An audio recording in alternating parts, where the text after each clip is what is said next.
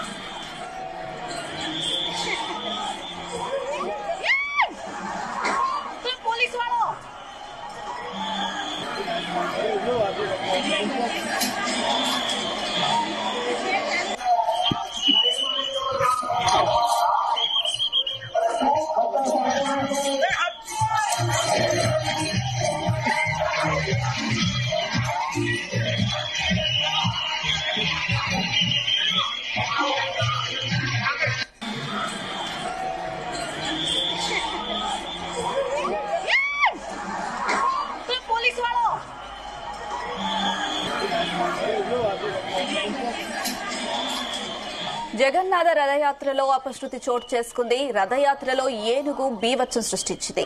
ఒడిశాలోని పూరి జగన్నాథ రథయాత్ర తరహాలోనే భక్తులు గుజరాత్లోని గోల్వాడాలో రథయాత్రను నిర్వహించారు. అయితే నిర్వాహకులు యాత్రలో ప్రత్యేక ఆకర్షణకు ఏనుగులను తీసుకొచ్చారు. ఈ నేపథ్యంలో యాత్ర ప్రారంభమైన 10 నిమిషాలకు అందులో ఉన్న ఓ ఏనుగు ఉన్నట్టుండి బీభత్సం సృష్టించింది. ఏకంగా భక్తులపైకి దూసుకు వెళ్లడంతో వారు భయభ్రాంతులకు గురై పరుగులు తీశారు. దీంతో స్వల్ప తొక్కిసలాట చోటు చేసుకుంది. ఈ దుర్ఘటనలో మొత్తం 9 మందికి గాయాలయ్యాయి. అనంతరం పోలీసులు వారిని చికిత్స నిమిత్తం సమీపంలోని ఓ ఆసుపత్రికి తరలించారు.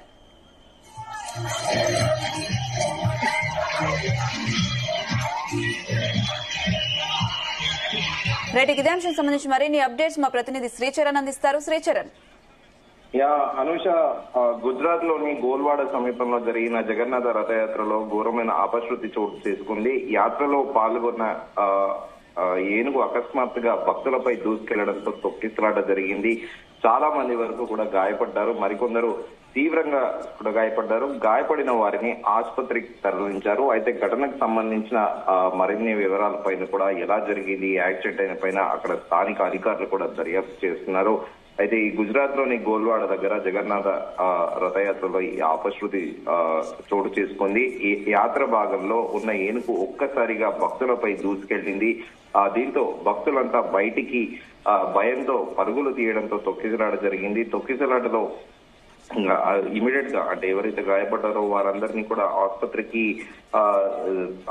తరలించారు. అయితే ఘనంగా పూరి జగన్నాథ యాత్ర, ఒడిశాలోని ప్రసిద్ధ పూరి జగన్నాథ యాత్ర ఈ రోజు కూడా ఘనంగా ప్రారంభమైంది. కన్నుల పండుగ జరిగే ఈ యాత్రను చూడడానికి దేశ విదేశాల నుండి కూడా లక్షలాది మంది భక్తులు తరలి వస్తారు. ప్రతి ఏటా కూడా ఈ రథయాత్రలో భక్తులు జగన్నాథుడు, ఆయన సోదర సోదరి మనులు బలభద్రుడు, సుభద్రులకు చెందిన రథాలను కూడా లాగుతారు. ఈ ముగ్గురు దేవుళ్లకు ముందుగా గుండీచా ఆలయానికి వెళ్లి అక్కడ కొంతకాలం గడుపుతారు. తర్వాత అక్కడి నుంచి జగన్నాథ ఆలయానికి తిరిగి వస్తారు. అంటే జూన్ 27న మొదలైన ఈ రథయాత్ర జూలై 8న ముగ్గురు దేవతలు తమ ప్రధాన మందిరానికి తిరిగి రావడంతో ముగుస్తుంది. 12వ శతాబ్దం నుంచి నేటి వరకు ఏటా పూరి జగన్నాథుని రథయాత్ర అంగరంగ వైభవంగా జరుగుతూనే ఉంది. అయితే ప్రస్తుతం మనం మాట్లాడుతున్నది గుజరాత్ లో జరిగిన ఈ ఇన్సిడెంట్, మనం మాట్లాడుతున్నది ఒడిశాలోని పూరి జగన్నాథ యాత్ర. వీటి గురించి భద్రతా ఏర్పాట్లకు సంబంధించి కూడా పూరి జగన్నాథుని రథయాత్రకు దేశ విదేశాల నుండి లక్షలాది మంది భక్తులు తరలి వస్తూ ఉంటారు. అధికారులు దాదాపు 10,000 మంది భద్రతా సిబ్బందిని ఈసారి నియమించారు. వీరిలో ఒడిశా పోలీసులతో సహా సెంట్రల్ ఆర్మ్ ఫోర్స్, సిఏపిఎఫ్ కి చెందిన 8 కంపెనీలు కూడా ఉన్నాయి. నిఘా కోసం పోలీసులు పూరి పట్టణంలో 250కి పైగా ఆర్టిఫిషియల్ ఇంటెలిజెన్స్ ఎనేబుల్డ్ కెమెరాలను కూడా అమర్చారు. అయితే ఇటీవల కాలంలో మనం తరచుగా కూడా వింటూ ఉంటాము, కేరళ, తమిళనాడు ఆలయాల్లో ఎక్కువగా కూడా ఏనుగులతోని తమిళనాడు, కర్ణాటక అలాగే కేరళ ఆలయాల్లో ఏనుగులు ఎక్కువగా కూడా ఉంటూ ఉంటాయి యాత్రల సందర్భంగా. అలాగే ఏదైనా ప్రత్యేకంగా కర్ణాటకలోని చాలా దేవాలయాల్లో కూడా ఈవినింగ్ ఆ దేవుళ్ళకి పల్లకి సేవ చేసే క్రమంలో కూడా ఏనుగు ముందుకు తీసుకువెళ్తుంటే, అంటే ఏనుగు గజరాజుని ముందుకు పెట్టి కూడా ఆ పల్లకి సేవలు కానీ మిగతా ఇతరత్ర ఆ దేవాలయంలో జరిగే ప్రక్రియని గజరాజును ముందు పెడతా ఉంటారు. అయితే ప్రాబ్లం ఏంటంటే ఒక ఆస్పీషియస్ డేస్ లో, అంటే ప్రత్యేకమైన రోజుల్లో హెవీ క్రౌడ్ ఒక్కసారిగా విపరీతమైన జనం ఉండడంతో ఆ ఏనుగులు కూడా, అంటే మావిటీలు కూడా అదుపు చేయలేని విధంగా కూడా ఒక్కొక్కసారిగా కూడా ఆ జనాల్ని చూసి పానిక్ అవుతూ ఉంటాయి. సో ఈ సందర్భంగానే ఒక్కసారిగా ఏనుగులు అనేటివి కూడా భక్తుల పైన విరుచుకుపడుతూ ఉంటాయి, ఒక్కసారిగా మీదికి దూసుకెళ్తూ ఉంటాయి. ఉదాహరణకి మనకి కుక్కే సుబ్రహ్మణ్య అని డీప్ ఫారెస్ట్ లో కర్ణాటకలో, నార్త్ కర్ణాటక స్టేట్ లో కూడా ఉంటుంది. సో అక్కడ కూడా ప్రతిరోజు ఆ సుబ్రహ్మణ్య స్వామికి సాయంత్రం పల్లకి సేవలో సందర్భంగా ఏనుగునే ముందుగా పెట్టి కూడా సేవ చేస్తూ ఉంటారు దేవాలయ పూజారులు. సో ఈ సందర్భంగా నార్మల్ డేస్ లో క్రౌడ్ అనేది చాలా తక్కువగా ఉంటుంది.